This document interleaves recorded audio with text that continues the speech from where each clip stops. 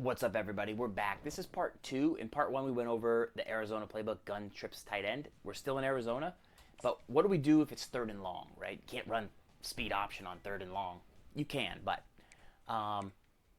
what do we do if it's third and long? And then what do we do in the red zone? That's the two things we're going to try and cover in this video. So I like to go to the gun, either the doubles Y off or the doubles Z close. The reason I like these two is because the receivers on the outside aren't super wide. The tight end can block if you need more time, and the halfback can block. So with one adjustment I'll show you, you can get 7 guys into block, so you get time. And then you can make routes off of these.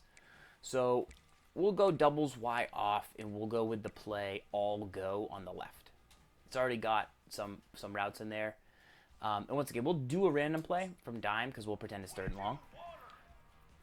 So anytime the coverage is off, I feel confident I can throw an out.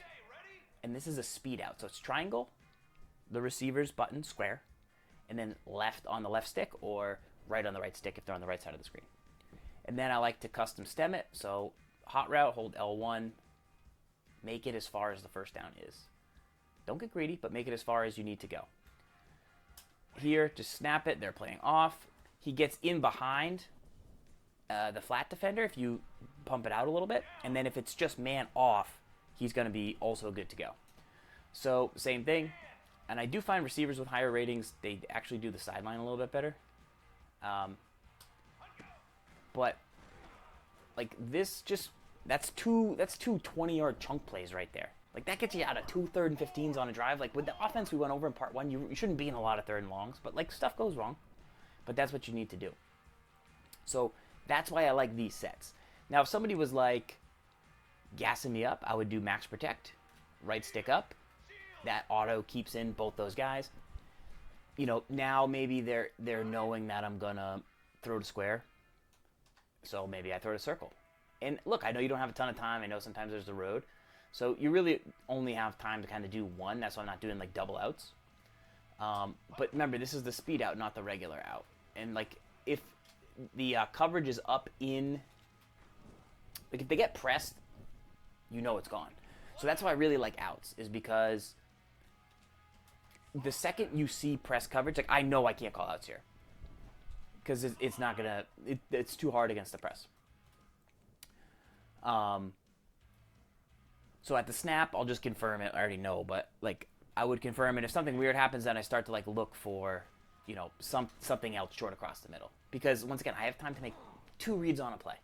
And one of those is not even a read. It's just like, okay, it's not the coverage that I want. This is obviously cover 0. The corners are obviously back.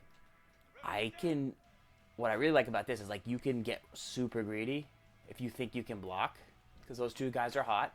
But watch, I max protect. Now those other 2 guys are hot. They're obviously covering somebody. And now I've got like a 20-yard out, 18. It's picked up. We're throwing there. Hold an X. Like that's 18 yards for free. So that is my third and long play.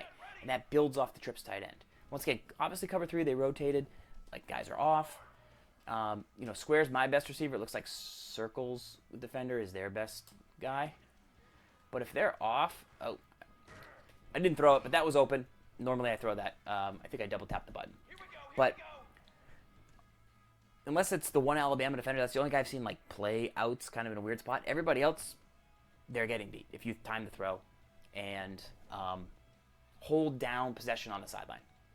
So that's what I like to do in third and longs, because you need to play for that. They will happen, but they really shouldn't be happening that much. And then the last thing I like to do is another little mini scheme, just in case. Okay, trips tight end is not working. The really only time trips tight end won't work is like if you're a lower rated team with a tough line and you're just playing like a tough defensive team and they're getting 3 guys out on the screen, but you still can't run it in the middle even though the box is light because they're just like that much better than you. That's really the only time it's tough.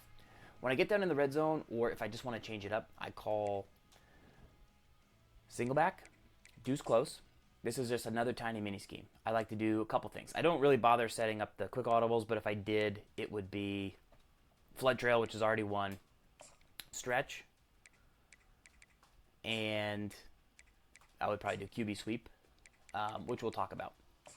So those would be the 3 that I do. I like to call it DIY stretch reverse once a game. Once a game. Okay. If I come out and deuce close, I will call the play flood trail. We'll do it again something like this. So what I like about flood trail, you can either fling the halfback out to the right, fling him out to the left, or you can put him on a table route, which is to the flat, right stick up. So that's pretty good. I like to look for the drag. A lot of the times they'll user it, but the drag kind of gets open pretty good. If they go with the drag, the X route, the angle route on the back, like behind the drag, he will get open. X will get open across the middle, and then you get a big play. So, that's kind of what I like to do.